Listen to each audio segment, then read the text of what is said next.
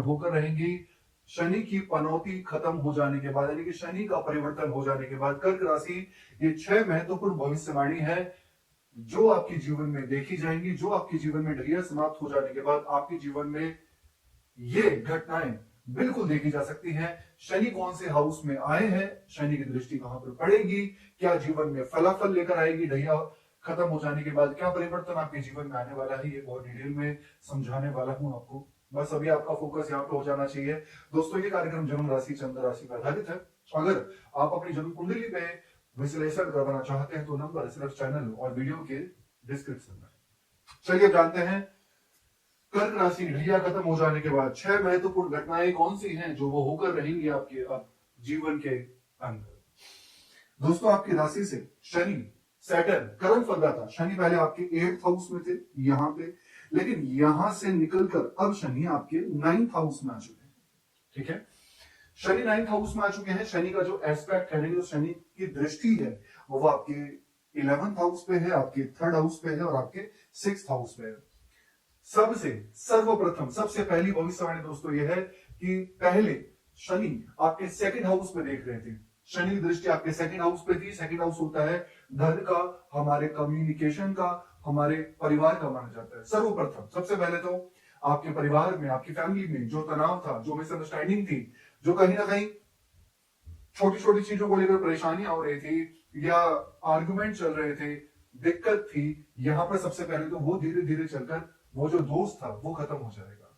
ये सर्वप्रथम है, ये आपको देखने को भी मिलेगा, धीरे धीरे चलकर बहुत अच्छा हो जाएगा। दूसरी भविष्यवाणी जो ढैया खत्म हो जाने के बाद कर्क राशि आपके जीवन में देखने को मिलेगी वो है किसी भी व्यक्ति को, कर्क राशि को, सबसे पहले तो इन्फेक्शन, एलर्जी और डेंटल इशू, दांतों से रिलेटेड तकलीफ, और तीसरा आपको स्टमक परेशानी, चाहे वो डाइजेशन का हो, चाहे वो आपको स्टमक रिलेटेड या फिर बीपी हो, डायबिटीज हो। क्यों? क्योंकि शनि पहले आपके ढैया में बनाकर यहां से शनि की दृष्टि आपके यहां थी, आपके 5th हाउस में पड़ रही थी, और 5th हाउस होता है स्टमक का, stomach related problem, dental issue. 2nd house में शनि की दृष्टि थी ढैया में। ये ढैया एंड हो जाने के बाद आपको दांतों से रिलेटेड तकलीफ, इन्फेक्शन, एलर्जी या फिर स्टमक प्रॉब्लम, वो सब चीजें भी यहां पर ठीक होती रहेंगी। ये कहीं ना कहीं बदलाव ढैया एंड हो जाने के बाद अब धीरे धीरे आपको इस साल देखने को जरूर मिल जाएगा। तीसरी महत्वपूर्ण घटना जो ढैया खत्म हो जाने के बाद आपको देखने को मिल सकती है, शनि की दृष्टि आपके 11th हाउस में पड़ेगी और आपके 3rd हाउस में पड़ेगी।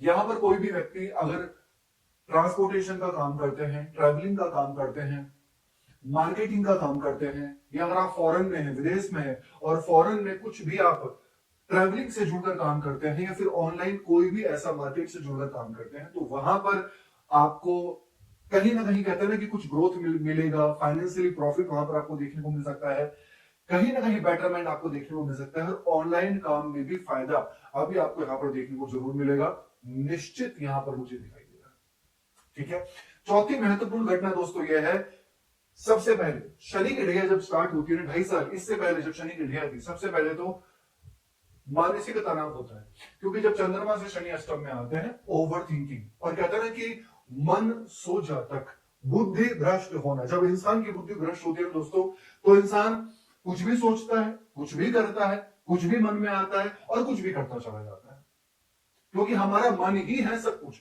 जो हमारे मन में जैसी एनर्जी हमें फील होती है, जैसी एनर्जी को हम एक्सेप्ट कर लेते हैं, और वही चीजें हम अपनी लाइफ में करते रहते हैं। राइट?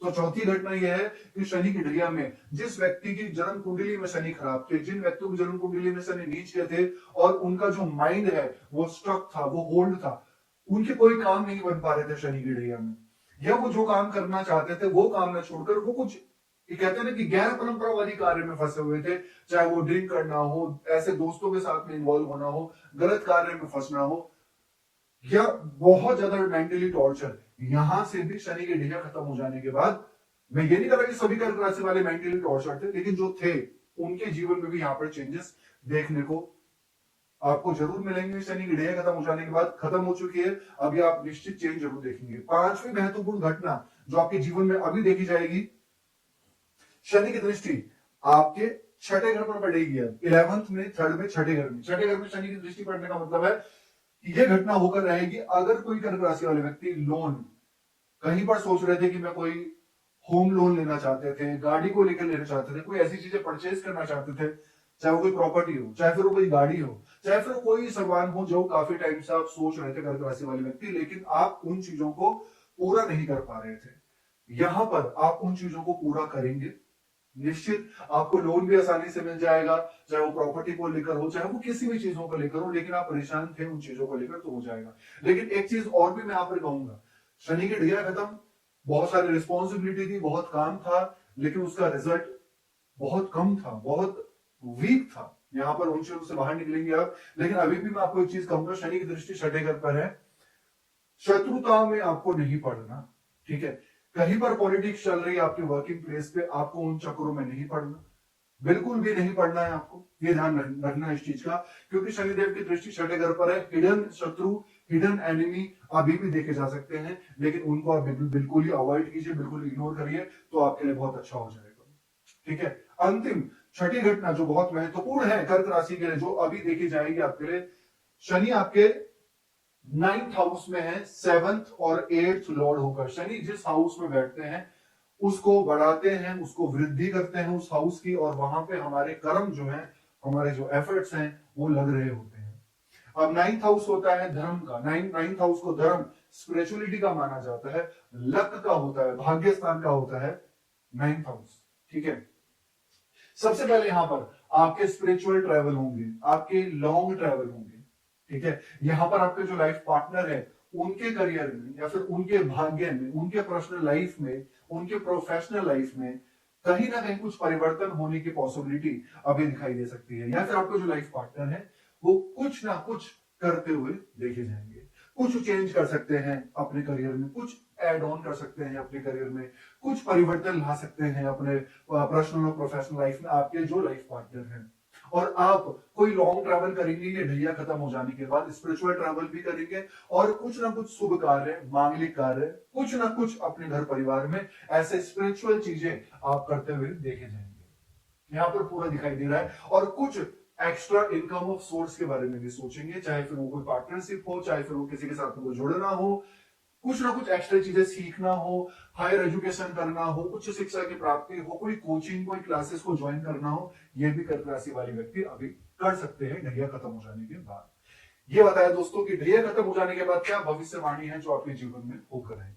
कर्क राशि को क्या उपाय करने चाहिए, जनरल उपाय जो आपके जीवन के लिए बहुत अच्छे रहेंगे। सबसे पहले राशि स्वामी चंद्रमा का बीज मंत्र करो, ओम श्राम श्रीम सोम सह चंद्रमा से नमः 108 बार रोजाना फॉलो करो। उगते हुए सूर्य को आप अर्घ दीजिए, हनुमान चालीसा का पाठ कीजिए, काफी अच्छा होगा आपके लिए। और डेली ओम नमः शिवाय का जाप कीजिए। कैसे लगे आपको वीडियो, लाइक कीजिएगा, शेयर कीजिएगा, बने रहेगा हमारे साथ। धन्यवाद।